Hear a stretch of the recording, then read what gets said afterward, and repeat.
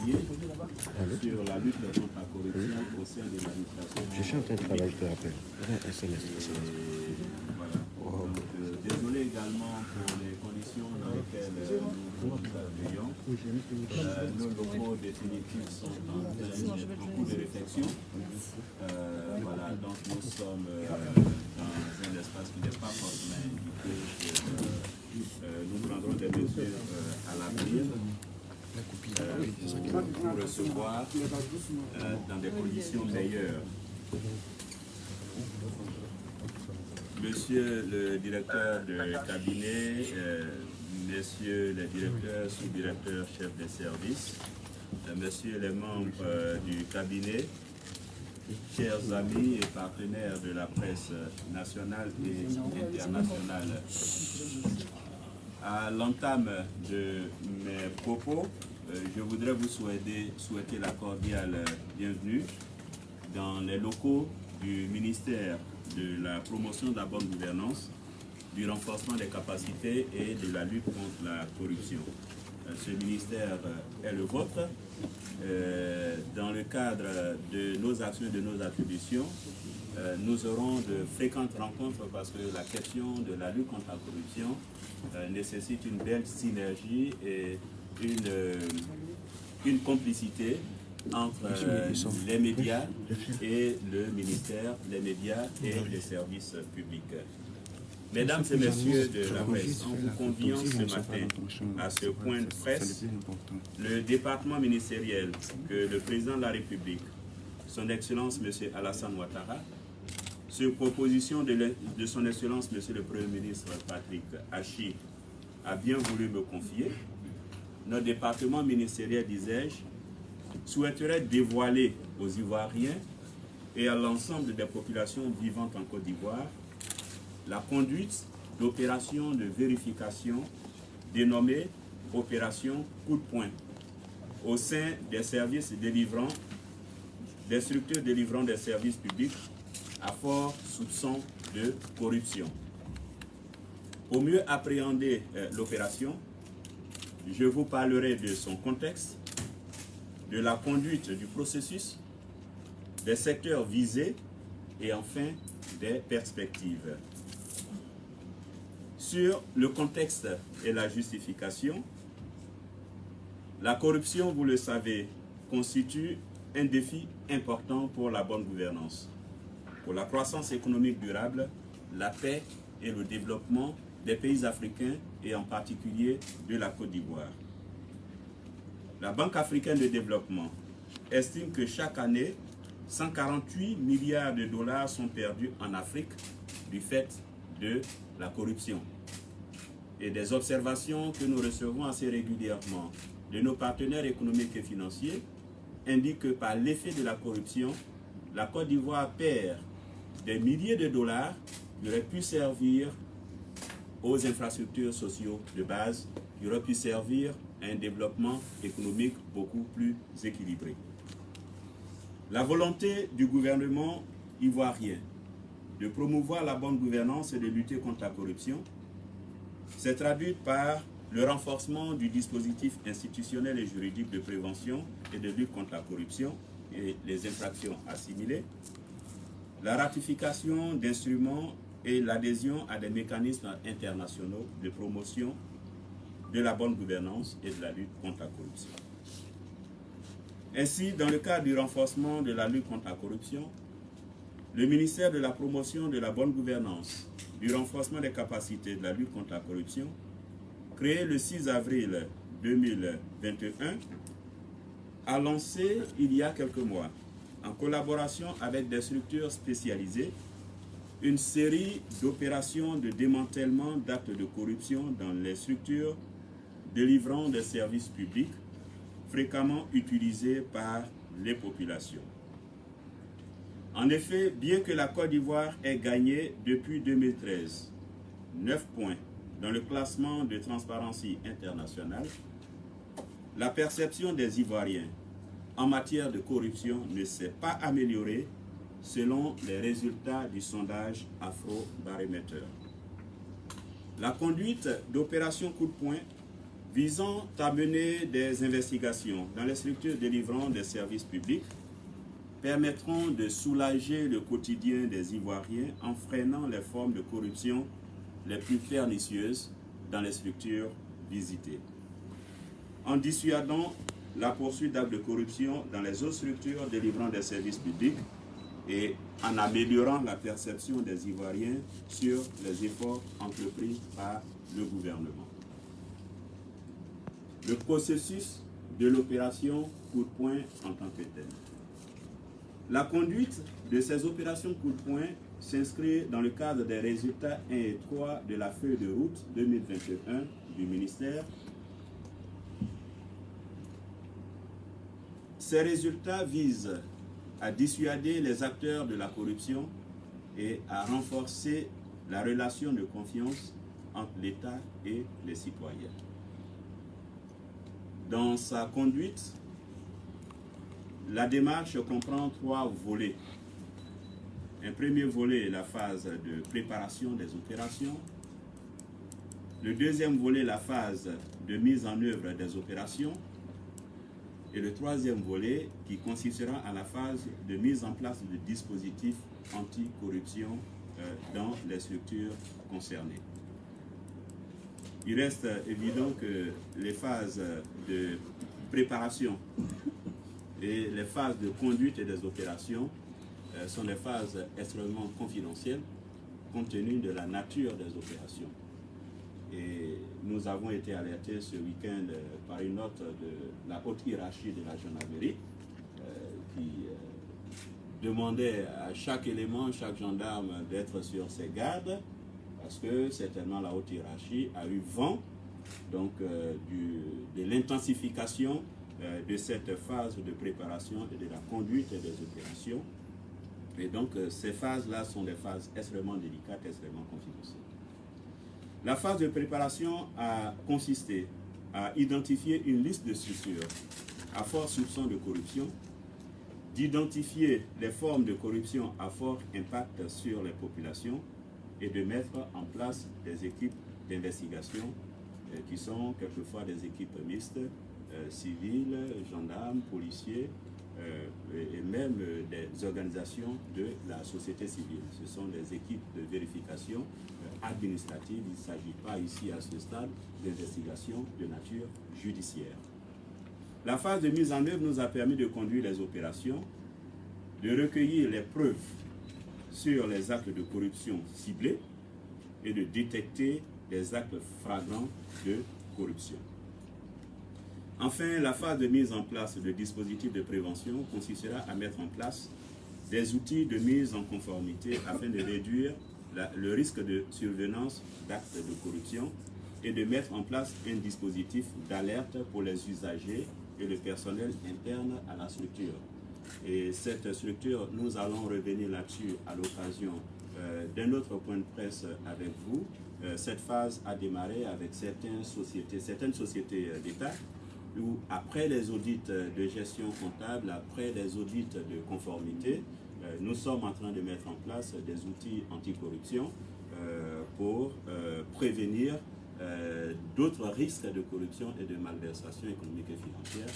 Nous sommes à la tâche. En une autre occasion, certainement au mois d'octobre, nous reviendrons là-dessus avec vous pour vous informer du détail de la conduite des audits et du détail de la suite de ces audits-là qui consiste à la mise en place d'outils anticorruption. Revenons donc à la question de l'opération coup de poing et donc au troisième volet de notre intervention. Quels sont les secteurs concernés par les opérations coup de poing? Les premières collectes d'informations du ministère ainsi que d'autres sources d'informations que le ministère a exploitées. Ces sources émanent d'organisations diverses, notamment l'ONG Transparency, les données de l'Institut national des statistiques et Afrobarometer. Ces différentes sources ont permis d'identifier les secteurs prioritaires, les secteurs dans lesquels nous devons prioritairement agir, et les formes de corruption les plus pernicieuses pour les populations. Les services publics concernés sont les suivants.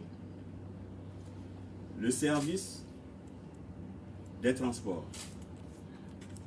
Avec l'opération de vérification des faits de corruption signalés au niveau de la Société ivoirienne de contrôle technique automobile et industriel, SICTA, il a été recueilli des preuves montrant des individus non agents de la SICTA, qui sont des facilitateurs, recevant des pots de vin des mains d'usagers afin d'éviter des files d'attente à ceux-ci.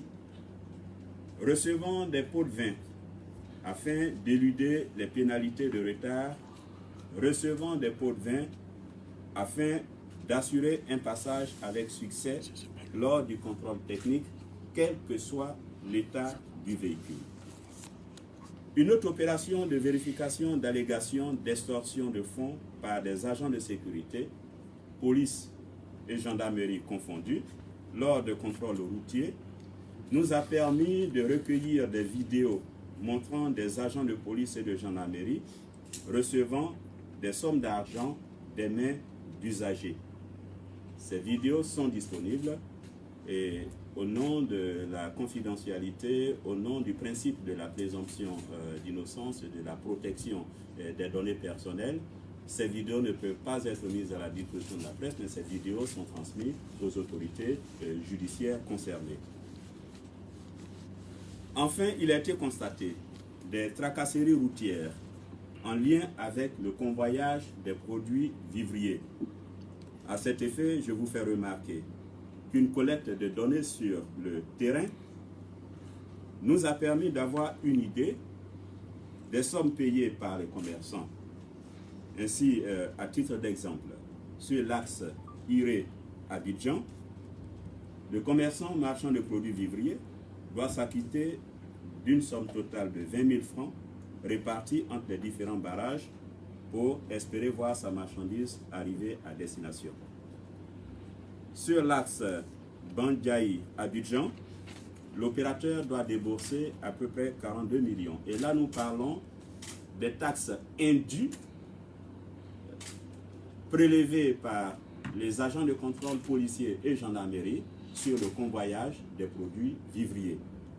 Donc sur l'axe Bandjaï-Abidjan, l'opérateur doit débourser 42 000 francs. Même cas de figure entre Boisflé et Abidjan, où la moyenne à payer est de 17 000 francs par camion.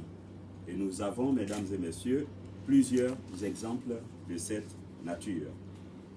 Vous conviendrez avec moi que ces pratiques ont un effet certain sur l'augmentation des prix des produits de consommation, des prix des vivriers. Nous avons assisté il y a peu une sorte de malaise au sein de la population sur l'augmentation subite des denrées alimentaires, des produits vivriers sur le marché. Eh bien, ces formes de corruption, de harcèlement, de tracasserie, d'extorsion de fonds sur les marchandises, sur le vivrier, en sont en partie responsables. En clair, le racket a un lien sur la vie chère, plus les transporteurs subissent des tracasseries routières, plus cela se fera sentir sur les ménages et le quotidien des populations. Il faut noter également que des soupçons de forte corruption pèsent dans certains services publics, dans lesquels les vérifications aussi se feront afin de démanteler les réseaux. Les vérifications sont en cours et une fois que ces réseaux démantelés, une fois que ces données disponibles, nous les partagerons avec la presse. Dans le secteur de l'éducation notamment, il est fait état de pression pour le paiement de pots de vin pour l'obtention, pour l'orientation d'élèves lors des affectations dans les écoles d'enseignement privées. À cela s'ajoute l'affectation d'élèves fictifs dans les grandes écoles privées, permettant ainsi de détourner les fonds ainsi libérés, sans oublier le paiement des pots de vin aux surveillants lors des examens à grand tirage. Au niveau de la santé, il est dénoncé le paiement de pots de vin pour accélérer la procédure ou obtenir l'accord d'enregistrement d'un médicament, outrepasser le contrôle qualité ou obtenir la certification de bonnes pratiques de fabrication et la facturation de soins réputés gratuits dans les hôpitaux publics. Au niveau de la justice, il est aussi fait cas de soupçons de paiement de pots de vin aux démarcheurs pour accélérer le traitement des dossiers lors d'établissement d'actes de justice. Il est également fait cas de paiement de pots de vin moyennant abandon de poursuite ou prononciation de peines beaucoup plus légères. Et enfin, au niveau de la construction, les soupçons de paiement de pots de vin afin d'acquérir le permis de construire ou de modifier la propriété d'un arrêté de concession définitive. Toujours au niveau du secteur de la construction, il est fait cas de paiement de pots de vin aux responsables ou élus de collectivités afin d'acquérir des parcelles sans passer par la procédure formelle et non dénoncée. Donc l'ensemble de ces données sont issues de nos propres recherches, mais également des données disponibles au niveau de l'indice de corruption de Transparency International, mais également au niveau du diagnostic de corruption mené en 2013 par l'Institut national des statistiques. Quelles sont les perspectives? Les résultats de ces investigations, mesdames et messieurs, ont été transmis aux autorités compétentes. En ce qui concerne plus spécialement les forces de défense et de sécurité, police et gendarmerie, le commissaire du gouvernement a été saisi par nos soins. J'animerai, mesdames et messieurs, avec M. Ange Kessi, commissaire du gouvernement, le vendredi 17 septembre prochain, une conférence de presse, afin de vous communiquer l'ensemble des informations sur l'ensemble des poursuites qui ont été engagées, les acteurs, l'état de la procédure, le nombre de personnes, de gendarmes et policiers impliqués dans des cas de fraude, de raquettes et de corruption. Vendredi 17 septembre prochain. En outre, en ce qui concerne les fonctionnaires et agents de l'état civil, l'ensemble des dossiers en nos possessions ont été transmis au procureur de la République, aux autorités compétentes à cette fin pour engager des poursuites pénales. Le message que nous voulons faire passer à nos concitoyens, c'est de dire attention à la fraude, attention aux rackets, parce que l'État vous voit. Le dispositif à cette fin a été déployé par le ministère de la bonne gouvernance, du renforcement de capacité et de la lutte contre la corruption en vue de renforcer les situations, en vue de renforcer, la détection des actes de corruption. Parce que la corruption est une opération secrète, occulte, clandestine, qui peut prospérer tant que l'auteur pense qu'il ne peut pas être vu, il ne peut jamais être identifié. Mais à travers ces opérations coup de poing, un dispositif a été mis en place en vue de détecter et d'autres dispositifs sont en cours. En temps opportun, nous allons vous parler de ces dispositifs, de ces plateformes de dénonciation des actes de corruption, de la question également de la protection des lanceurs d'alerte qui sont des questions connexes. Nous allons donc, nous travaillons à toutes ces questions qui viendront donc compléter ce dispositif dont le but est de dire désormais l'État a un regard sur vous, l'État vous voit. Je vous remercie pour votre bienveillante attention. Merci.